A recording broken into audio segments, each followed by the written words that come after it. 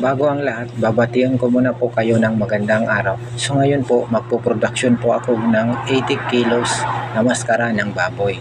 Yes, tama po ang narinig nyo.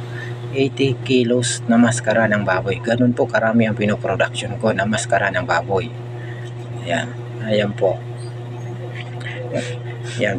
Yan po yung tinga ng baboy. Kailangan po natin yan sunugin side by side. Kasi mabalahibo pa po yan. Kailangan natin yan sunugin. Yan. Hindi pa po kasi ganun kalinis dumarating sa amin yan.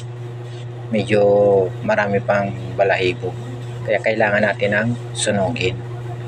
Yan. Kailangan baliktarin.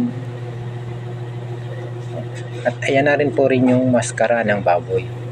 Pinapakuluan ko na siya. Yan. Naglagay na rin po ako dyan ng mga aromatic. At nilagyan ko ng food color para tumingkat yung maskara ng baboy. Yan. Papakuluan ko lang po siya dyan ng 30 minutes. Ganun lang po kadali. 30 minutes lang po ang pagpakulo niya. Kasi pag na-overcook po yan, natatanggal sa stick. Hindi siya maganda tingnan. Kailangan 30 minutes lang. Tamang-tama lang yung pagkaluto. Ayun na po yung tinga ng baboy. Yan na po yung finished product.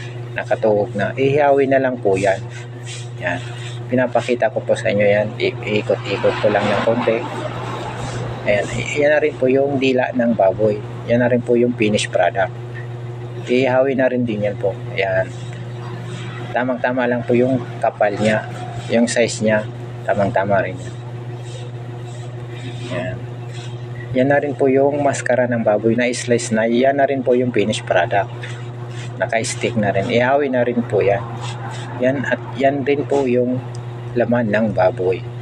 Yan na rin po yung finished product. Ganun po karami ang ginagawa namin dito.